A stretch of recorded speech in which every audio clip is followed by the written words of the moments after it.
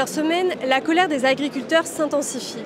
Leurs principales revendications, des revenus jugés trop faibles, des normes françaises et européennes trop strictes et une multiplication des accords de libre-échange.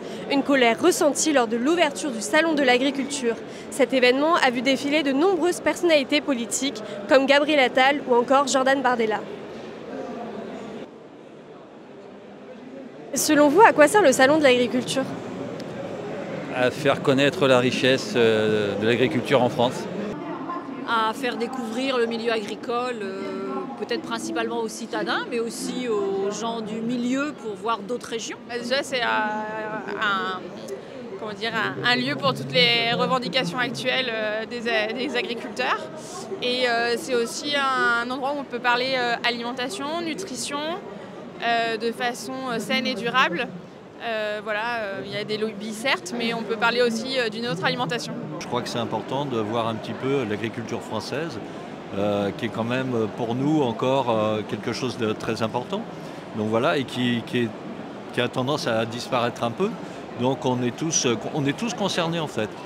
Moi je venais jamais avec mon épouse et maintenant c'est vrai qu'on se sent plus concerné avec tout ce qui se passe actuellement. Il y a beaucoup de politiques qui sont sur le salon de l'agriculture. Est-ce que vous pensez que ça sert à quelque chose ? Pour les politiques, ça sert à quelque chose. Oui, mais pour vous ? Pour nous, je crains que ça remonte les agriculteurs les uns contre les autres. Et à mon point de vue, on n'a pas besoin de ça. Faudrait les bannir du salon ? Peut-être les mettre en cage. On a aperçu de loin le Premier ministre. Et qu'est-ce que vous pensez de sa visite ? Pas forcément d'opinion là-dessus. Après, c'est courant que les politiques se déplacent au salon, donc c'est une bonne chose qui se montre. Mais après, ni positif ni négatif de mon côté. Je pense que c'est normal aussi de se faire voir et puis de montrer qu'ils sont là oui, je sais pas, de montrer qu'ils sont là et qu'ils sont présents pour les exploitants agricoles. Est-ce que vous pensez que c'est une manière pour eux de lancer un peu leur campagne à l'approche des élections européennes ?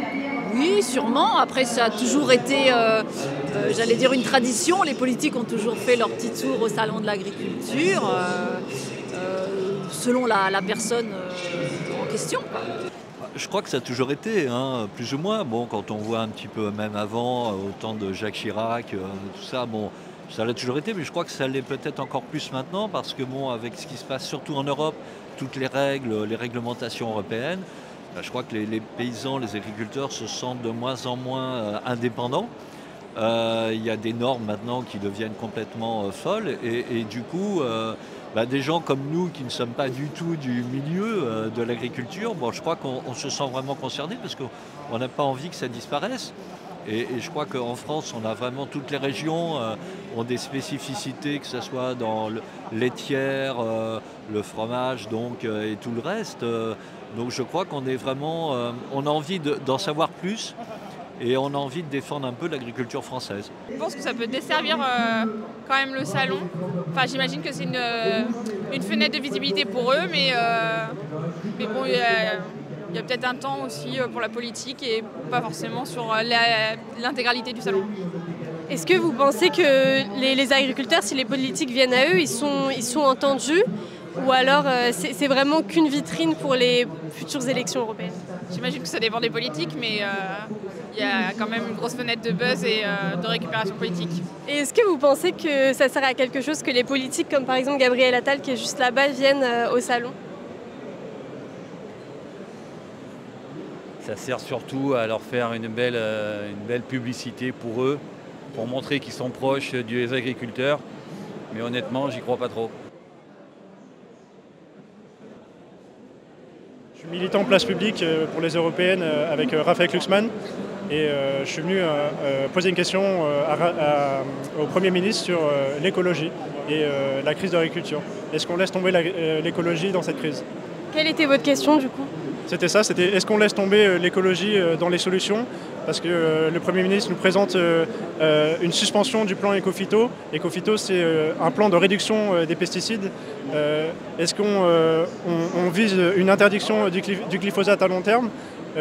on entend les paroles, mais les actes ne sont toujours pas là. Si on ne met pas des solutions, si on n'accompagne pas les agriculteurs, en fait, ça ne va jamais bouger. Et quelle était sa réponse au Premier ministre? Quelle était sa réponse? C'était comme toujours, on fait des choses. On passe de 3% à 5%, on réduit de 30% au lieu de 25%, et tout ira bien. Et on lui demande si on est dans les clous, et mot pour mot, il nous dit « mais non, évidemment qu'on n'est pas dans les clous ». Mais est-ce que c'est normal qu'on ne soit pas dans les clous?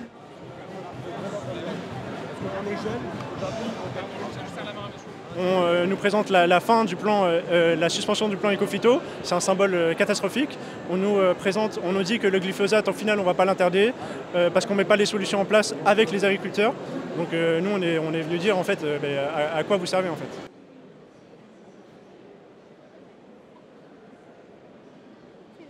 Je suis ici aujourd'hui avec une délégation sarthoise pour aller à la rencontre des éleveurs notamment, voilà, organisée par la Chambre d'agriculture de la Sarthe.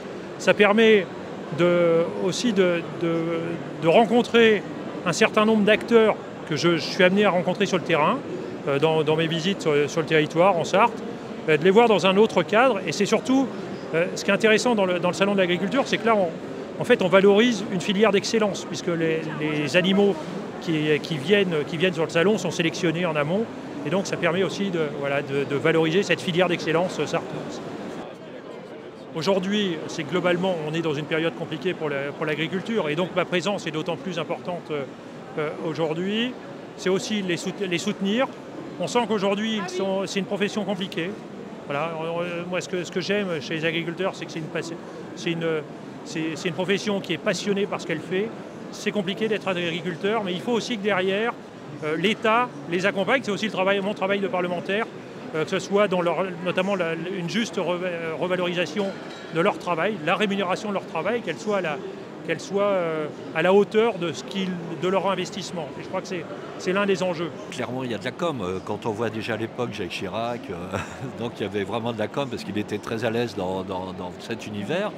Mais je pense que là, il y a beaucoup de com. Effectivement, quand on voit ce qui s'est passé avec le président Macron, on a vu après, pendant 2 jours, Bardella qui est venu aussi.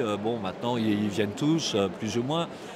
Je crois que c'est bon, ça sensibilise. Ils viennent parce qu'également, les agriculteurs ont une cote d'amour vis-à-vis des Français. Est-ce que vous vous sentez plus concerné depuis qu'il y a eu la colère des agriculteurs qui a monté? Non, j'étais déjà concernée avant puisque je travaille pour le milieu agricole. Donc je fais la comptabilité des exploitants agricoles, donc je connais très bien le milieu, leurs problématiques et la colère qu'ils ont fait part concerne tous les agriculteurs de la France et ils n'ont pas tous les mêmes problématiques selon les régions. Dans notre entourage familial ou amical, on a énormément d'agriculteurs, surtout au vin, les brebis. Et est-ce qu'ils ont des revendications, eux? Est-ce que ça se porte plutôt bien, leur exploitation? Alors c'est des petites exploitations agricoles, donc c'est compliqué pour eux, mais c'est compliqué de manifester, même s'ils soutiennent le mouvement, étant donné qu'ils sont souvent seuls ou peu nombreux dans leurs exploitations. De nombreuses personnes sont présentes au Salon de l'agriculture, éleveurs, agriculteurs, visiteurs, et même les personnalités politiques, à l'image de Gabriel Attal, qui s'est fait interpeller par un militant du parti de Raphaël Glucksmann. Si certains dénoncent le défilé politique dans les allées du salon, d'autres trouvent cette présence historique. Alors le Salon de l'agriculture a-t-il lancé définitivement le début de la campagne des élections européennes?